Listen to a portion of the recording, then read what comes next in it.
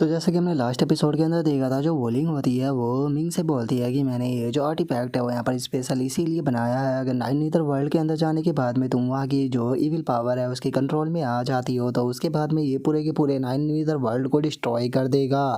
और अब वोलिंग के इतना बोलते के साथ ही जो मिंग होती है वो चैनी के साथ में वहाँ से जाने के लिए तैयार हो जाती है। और जो चैनी होता है वो मिंग से पूछता है कि ठीक है बताओ, क्या तुम जाने के लिए तैयार हो। जो सुनकर मिंग जो होती है वो भी एक लंबी सांस लेते हुए चैनी से बोलती है कि हाँ मास्टर, मैं पूरी तरह से जाने के लिए तैयार हूँ। और इतना बोलते के साथ ही अब जो मिंग होती है वो सीधे जो वो पोर्टल होता है उसके अंदर जाने लगती है नाइन नीदर वर्ल्ड के। जिसके बाद में अब जो चैनी होता है वो भी टेलीपैथी का इस्तेमाल करते हुए वोलिंग से बोलता है कि मैं यहाँ से जा रहा हूँ और मैं जानता हूँ कि तुम भी काम कर कर कर काफ़ी ज़्यादा जो है वो थक चुकी हो, तो इसीलिए तुम्हें खुद को थोड़ा रेस्ट देना चाहिए। इस टाइम पर जो स्मॉल वर्ल्ड है वो तो पूरी तरह से पीसफुल है, तो इसीलिए खुद को ज़्यादा फोर्स मत करो और खुद को भी थोड़ा आराम दो। जो सुनते के साथ ही हम देखते हैं कि जो वूलिंग होती है वो भी थोड़ा ब्लश करने लगती है और ब्लश करते हुए चैन ही से बोलती है कि ठीक है तो वहाँ पर जाओ और जल्दी से वापस आ जाना।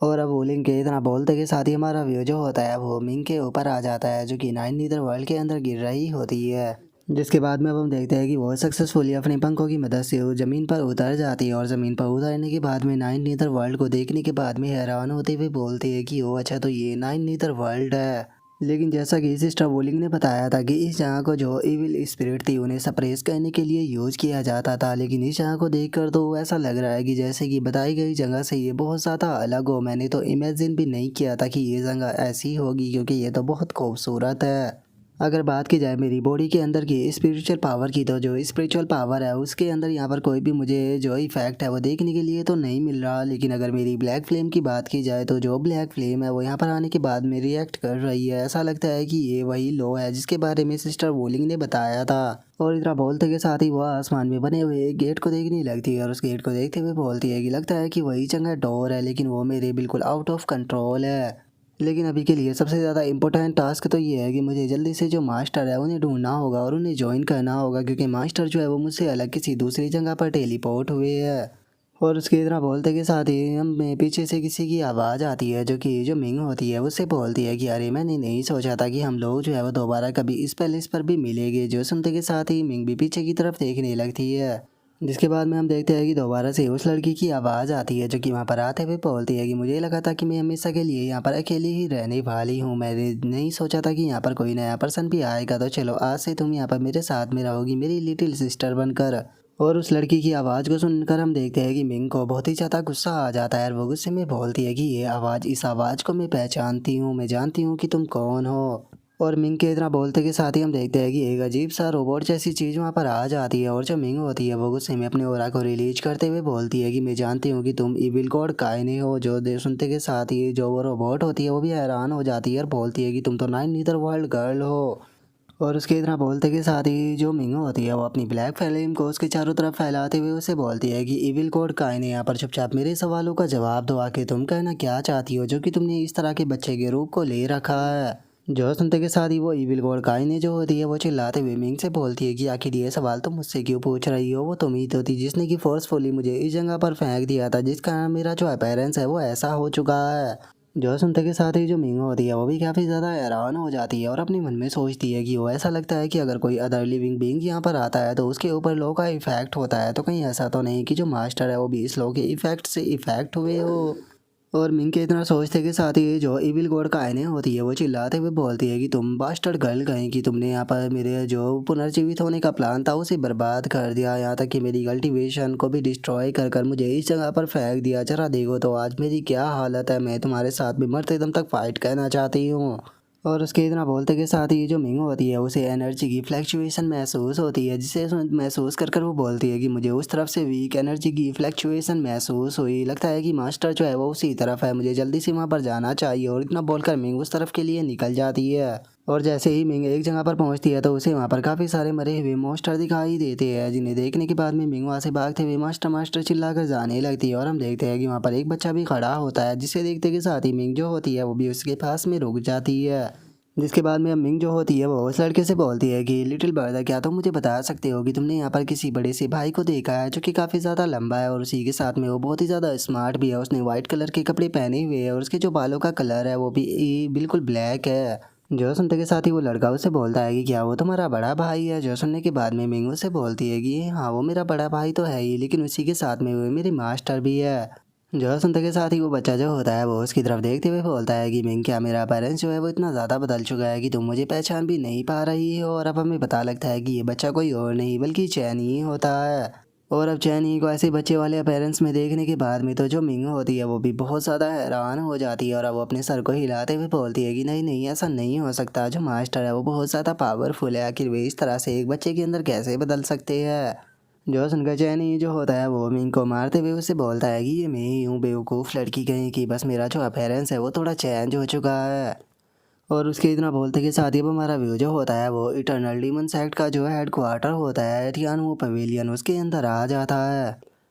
और वहीं पर ही हम बैठे हुए एक पर्सन को देखते हैं जो कि कौंसल का एल्डर होता है इटर्नल डीमन सेक्ट का, जिसका नाम कि येमिंग होता है। और अब येमिंग जो होता है वो बोलता है कि मिस्टर लू, वो हमारे यहाँ पर रिक्वायरमेंट के मुताबिक यहाँ पर जैसा कि आपने मुझे आउटस्टैंडिंग डिसाइपल 8 फैमिली के ढूंढने के लिए बोला था, उन सभी का मैंने इंतज़ाम कर दिया है। और मैंने इस टास्क को कंप्लीट कर कर यहाँ पर अपनी सेंसियरिटी जो है वो दिखाई है, तो मुझे लगता है कि अब यहाँ पर आपका भी बारी आ चुकी है। जो सुनते के साथ ही जो वो दूसरा बंदा होता है वो येमिंग से बोलता है कि मुझे नहीं लगता कि ये इनफ होने वाला है, क्योंकि मैं जानता हूँ कि तुमने स्टेल स्काई एंशिएंट सिटी के अंदर जो टैलेंटेड डिसाइपल है उन सभी को पकड़ने के लिए भेजा है, लेकिन यहाँ पर तुम्हारे द्वारा भेजे गए पर्सन जो है वो बहुत ही ज़्यादा कम है। यहाँ तक कि उनके अंदर जुआन जैन के भी कल्टिवेटर बहुत ज़्यादा कम है, तुमने सभी उनसे नीचे के कल्टिवेटर भेजे हैं। जो सुनकर येमिंग जो होता है वो उसे बोलता है कि मिस्टर लुओ, क्या आप चाहते हो कि मैं यहाँ पर अपने सेक्ट के जितने भी यंग जनरेशन के लोग हैं उन सभी को सेक्रीफाइस कर दूँ। और येमिंग की इस बात को सुनकर वो दूसरा बंदा जो होता है वो येमिंग से बोलता है कि देखो, अगर तुम बड़े की चाह रखते हो तो उसके लिए तुम्हें सेक्रीफाइस भी करना पड़ता है। तो और अगर तुम यहाँ पर जो डाउजून है उसके जैसे एक ड्रैगन को मारना चाहते हो तो उसके लिए तुम्हें एक बहुत बड़ा प्राइस पे करना पड़ेगा। तो इसीलिए क्या इतना सा जो सिंपल बात है वो भी तुम नहीं समझ पा रहे।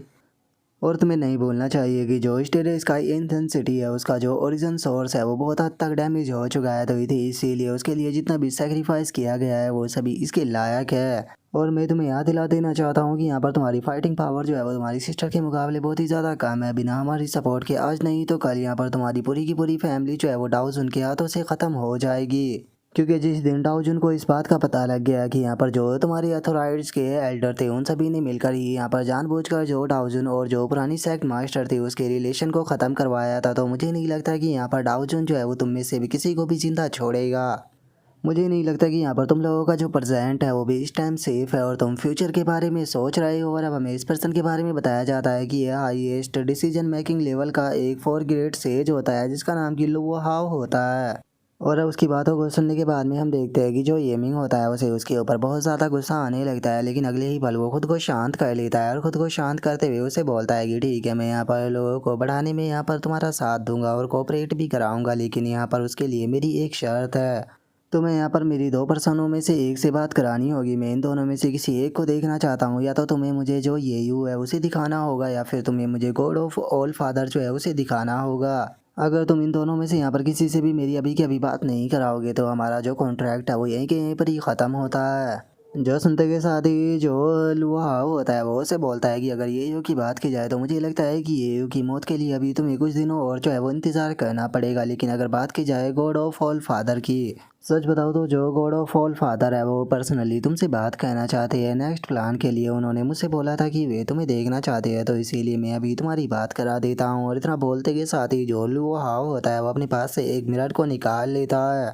और अब गॉड ऑफ ऑल फादर को देखते के साथ ही जो येमिंग होता है वो भी बहुत ज़्यादा हैरान हो जाता है। हैरान होकर चिल्लाते हुए बोलता है कि आखिर ऐसा पॉसिबल भी कैसे है, इन सभी चीज़ों को कंट्रोल करने के पीछे जो सुप्रीम है वो कोई और नहीं बल्कि तुम हो। और गाइस मैं आपको बता देना चाहता हूँ कि गॉड ऑफ ऑल वही पर्सन है जिसने कि यहाँ पर अभी तक ये सारे कांड जो है वो करवाए हैं। उसी ने ही कहकर चैनी के लिए सिस्टम को बनवाया था, तो इसीलिए अगर उसकी स्ट्रेंथ की बात की जाए, उसकी स्ट्रेंथ के बारे में अभी केवल इतना ही बताया गया है कि उसकी स्ट्रेंथ लगभग चैनी के बराबर है या फिर उससे भी ऊपर हो सकती है। इसकी अभी तो कोई भी कन्फर्मेशन नहीं है, लेकिन आगे जाकर हमें पता लग ही जाएगा। लेकिन इतना तो कन्फर्म है कि अगर कोई चैनी के फुल पोटेंशियल को बाहर ला सकता है तो मेरे हिसाब से वो गॉड ऑफ ऑल फादर ही होने वाला है। तो चलो अब जो ये एपिसोड है उसे यहीं पर ही ख़त्म करते हैं। तो नेक्स्ट एपिसोड के अंदर देखिए कि आगे क्या होता है। अगर आप लोगों को वीडियो अच्छी लगी हो तो लाइक करना, चैनल को सब्सक्राइब करना। मैं मिलता हूँ आप लोगों से नेक्स्ट एपिसोड के अंदर, तब तक के लिए बाय बाय गाइस।